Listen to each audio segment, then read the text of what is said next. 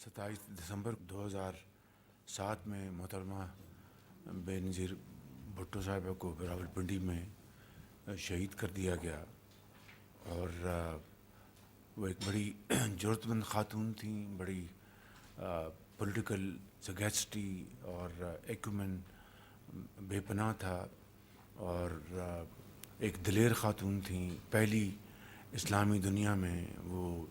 وزیر اعظم منتخب ہوئیں، اور وہ بلیو کرتی تھیں کہ پالیٹکس میں ہمیشہ کو ایگزسٹ کرنا ہی بہترین پالیٹکس ہے، اور یہی ان کی سوچ جس کے ذریعے میاں نواز شریف اور محترمہ کے درمیان چارٹر آف ڈیموکریسی لندن میں سائن ہوا، جو کہ ایک مشہور دستاویز ہے، اور اس کو پھر بعد میں تمام پولیٹیکل پارٹیز نے اس کو سپورٹ کیا، پذیرائی کی۔ تو میں سمجھتا ہوں کہ ان کی جو خدمات ہیں جمہوریت کے حوالے سے وہ بے پناہ ہیں، اور ان کی جو قربانی ہے اس ملک کے لیے، جمہوریت کے لیے، وہ ہمیشہ ایک مثال رہے گی۔ ہم ان کے لیے دعا کرتے ہیں کہ اللہ تعالیٰ ان کو جنت الفردوس میں جگہ عطا فرمائے اور ان کے درجات بلند کرے، اور جناب آصف زرداری صاحب اور محترمہ کے جو بچے ہیں بلاول بھٹو صاحب، ان کے بھائی بہن، سب کے ساتھ ہم پوری طرح ان کی ہمدردی ہے۔ اللہ تعالیٰ ان کو ہمیشہ کے لیے ان کو محفوظ رکھے، اور یہ ایک جو ناقابل تلافی نقصان ہے اس کو برداشت کرنے کے لیے ان کو ہمت عطا فرمائے۔ ادویات کا جو معاملہ ہے پارا چنار میں، اس کے لیے جو اخبارات میں بھی، ٹیلی ویژن میں بھی آیا کہ اس میں مہیا نہیں ہے، تو اس حوالے سے وفاقی حکومت نے ہیلی کاپٹرز کے ذریعے ادویات وہاں پر مہیا کی ہیں، اور NDMA کے ذریعے یہ ساری وہاں پر ادویات وہاں پر پہنچائی گئی، اور پھر وہی ہیلی کاپٹرز جو وہاں پہ جو ہمارے بھائی بہن بیمار ہیں ان کو وہاں سے ان کو شفٹ کیا، اسلام آباد لے کے آئے، ان کے علاج کے لیے اس کا انتظام کیا گیا۔ تو 1000 کلو گرام ادویات جو ہیں وہ ہیلی کاپٹر کے ذریعے وہاں پر پہنچائی گئیں۔ افواج پاکستان اور لا انفورسنگ ایجنسیز دہشت گردی کے خلاف پوری طرح صف آراہ ہیں، اور آپ نے دیکھا کہ چند دن پہلے ایک بہت بڑا حادثہ ہوا جس میں 16 FC کے جوان شہید ہوئے، 16۔ اور ابھی نارتھ وزیرستان میں کل ایک اور معرکہ ہوا جس میں یہ جو خوارج ہیں ان کو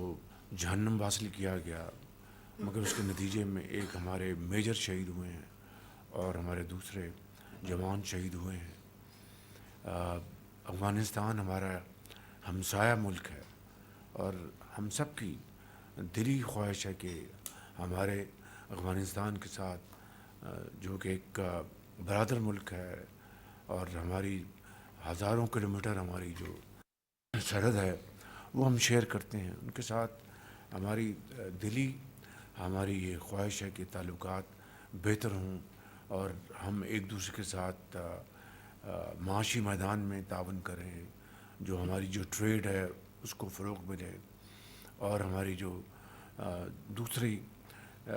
شکل میں جو ہمارا جو تعاون ہے وہ ان کو بڑھایا جائے۔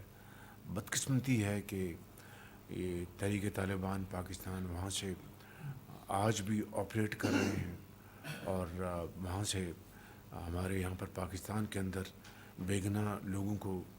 شہید کر رہے ہیں۔ یہ میں سمجھتا ہوں کہ یہ پالیسی یہ نہیں چل سکتی۔ ہمیں افغان حکومت کو ہم نے ایک سے زیادہ مرتبہ ان کو یہ پیغام دیا ہے، ہم آپ کے ساتھ بہت اچھے تعلقات چاہتے ہیں، لیکن یہ TTP ان کا بالکل مکمل طور پر ناطقہ بند کریں۔ ان کو یہ کسی صورت بھی ان کو اجازت نہیں ہونی چاہیے کہ پاکستان کے بے گناہ لوگوں کو وہ شہید کریں۔ میں سمجھتا ہوں کہ ہمارے لیے ایک ریڈ لائن ہے اور اگر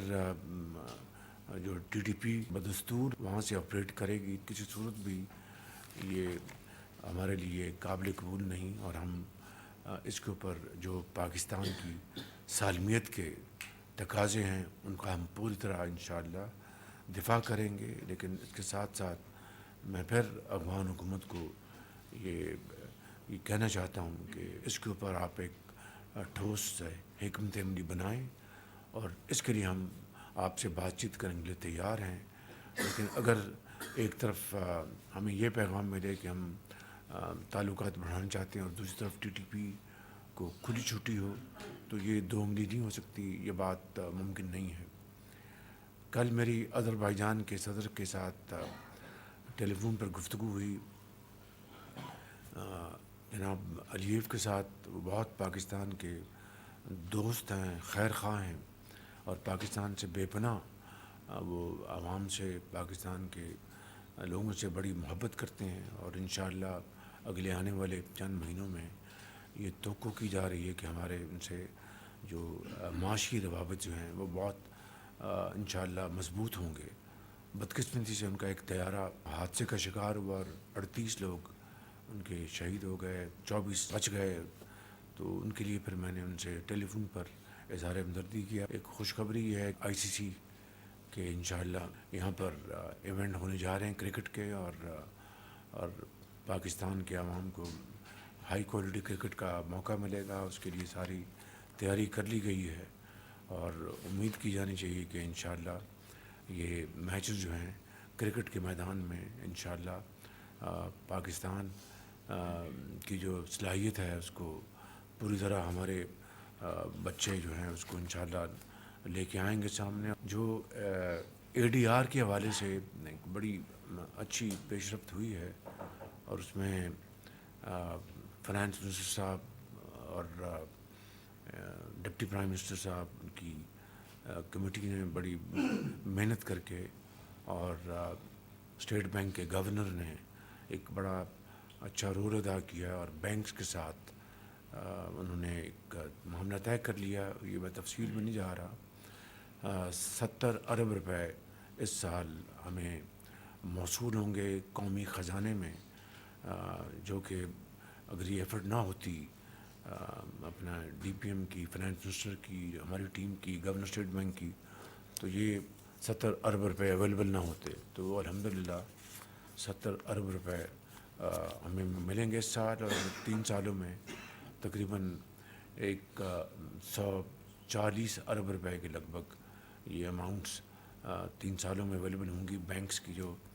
آپ کو پتہ ہے کہ پچھلے سالوں میں بے پناہ انہوں نے منافع کمایا، 22.5% پالیسی ریٹ تھا، اور